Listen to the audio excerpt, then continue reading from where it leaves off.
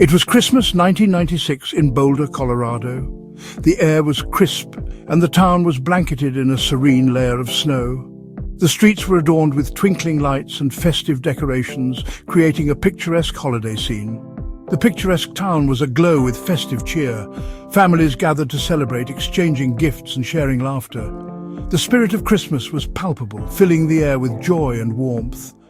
For the Ramsey family, it was a time for celebration. They had spent the day surrounded by loved ones, enjoying the magic of the season. The house was filled with the sounds of children's laughter and the rustling of wrapping paper. John Ramsey was a successful businessman. He had built a prosperous career, providing his family with a life of comfort and luxury.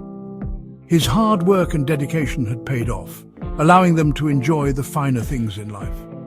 Patsy Ramsey was a former beauty queen.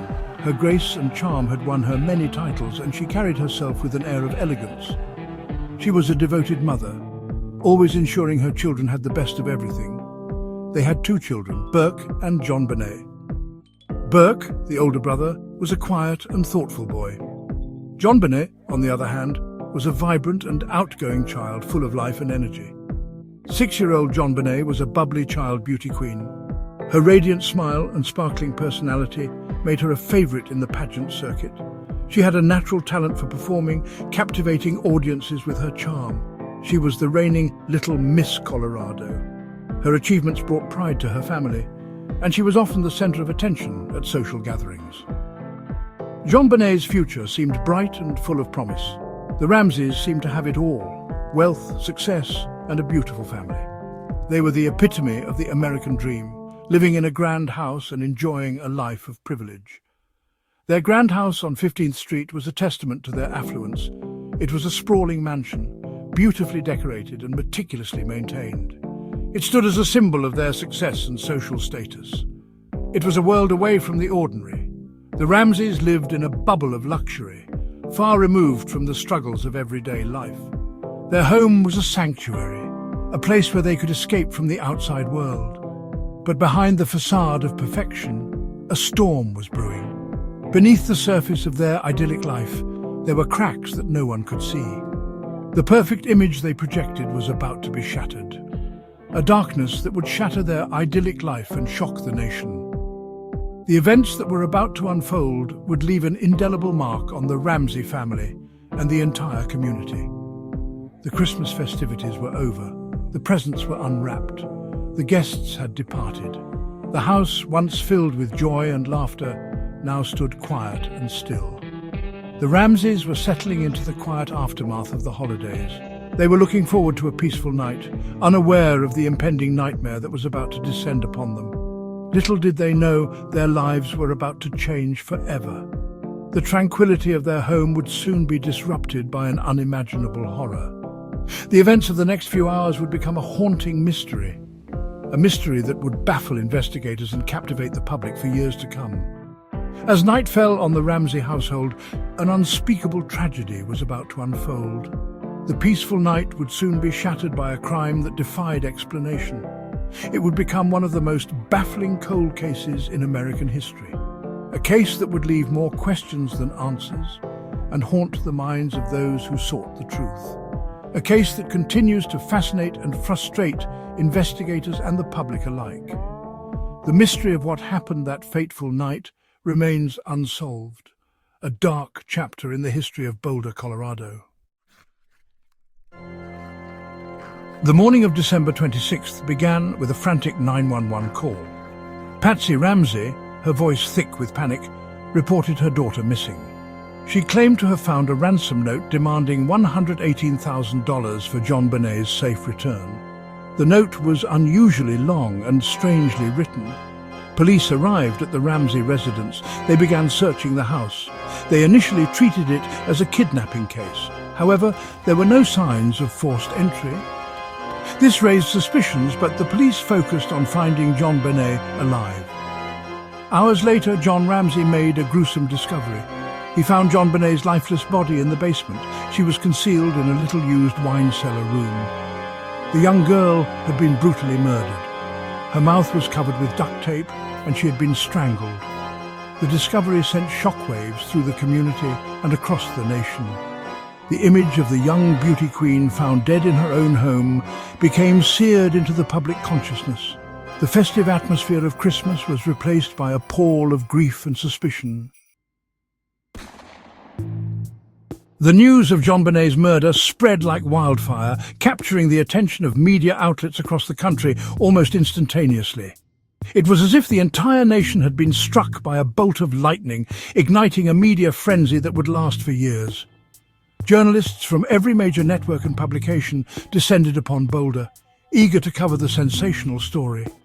The small town was suddenly swarming with news vans, flashing cameras, and reporters with microphones, all vying for the latest scoop. The streets were crowded with journalists setting up their cameras, running to catch the latest developments and broadcasting live updates. It was a chaotic scene, with everyone trying to piece together the puzzle of what had happened to JonBenét. The Ramsey case quickly captivated the nation's attention. People were glued to their televisions, reading every newspaper article and discussing the case in their living rooms. It became a topic of national conversation, with everyone wanting to know more about the tragic event. The story became a constant fixture on television screens and in newspaper headlines. Every new detail, no matter how small, was reported and analysed. The media coverage was relentless, with 24-hour news cycles dedicated to the case. The public was both horrified and fascinated by the crime. Conversations in cafes, workplaces and homes were dominated by the latest updates and theories. People were shocked by the brutality of the crime and the mystery surrounding it. The fact that it happened to a young beauty queen in an affluent family during the Christmas season only added to the intrigue. The juxtaposition of innocence and violence, wealth and tragedy made the story even more compelling. Speculation ran rampant, and everyone seemed to have a theory. From living rooms to online forums, people debated who could have committed such a heinous act and why. Theories ranged from the plausible to the outlandish, but everyone had an opinion. The Ramseys, thrust into the spotlight, became the subjects of intense scrutiny. Their every move was watched and analysed, with the media and public alike trying to discern any clues from their behaviour. Their behaviour, particularly their media appearances, was dissected and debated. Analysts and talking heads on television discussed their demeanour, body language and statements, often drawing conclusions based on little more than speculation. Some people questioned their demeanour, finding it unusual for grieving parents. They pointed to what they perceived as a lack of emotion or inappropriate responses, fueling further suspicion and gossip. Others defended them, arguing that they were simply trying to cope with an unimaginable tragedy. They pointed out that everyone grieves differently and that it was unfair to judge the Ramseys based on their public appearances. The case also sparked a wider conversation about the exploitation of children in beauty pageants. JonBenét's involvement in these competitions brought to light the pressures and risks associated with such events. Critics argued that these competitions objectified young girls, putting them at risk by placing them in the public eye. They called for a re-evaluation of the culture surrounding child beauty pageants and the impact it had on the participants. The debate over the appropriateness of child beauty pageants raged on, fueled by the tragedy of JonBenét's death. It became a catalyst for discussions about the safety and well-being of children in these highly publicised events, with many calling for reforms and greater protections. Section 4. The investigation, early missteps and controversies. The investigation into JonBenét's murder was plagued by problems from the start. From the moment the police arrived at the Ramsey home, critical errors were made that would haunt the case for years to come. The crime scene was not properly secured. Officers allowed numerous people to enter and exit the house, which led to the contamination of potential evidence. Family and friends were allowed to wander through the house, potentially contaminating evidence. This lack of control over the crime scene would later be a major point of criticism. This oversight would later prove critical, casting a shadow over the entire investigation. Key pieces of evidence were either missed or compromised, making it difficult to piece together what had happened. Two main theories emerged early in the investigation: the intruder theory, and the family involvement theory. Each theory had its own set of supporters and detractors, leading to a divided public opinion. The intruder theory suggested that someone broke into the house and killed JonBenét. This theory was supported by some evidence, such as the ransom note and the lack of forced entry. Proponents pointed to the ransom note and the lack of forced entry as evidence. They argued that an intruder could have easily entered the home through an unlocked door or window. The family involvement theory, on the other hand, focused on the Ramseys themselves. This theory suggested that someone within the family was responsible for JonBenét's death. Suspicions arose due to the unusual circumstances surrounding the crime. The behavior of the family members, particularly the parents, was scrutinized heavily by both the media and the police. The strange ransom note, the lack of forced entry, and the parents' seemingly rehearsed demeanor during media appearances all raised red flags for investigators. These elements fueled the belief that the family might be hiding something.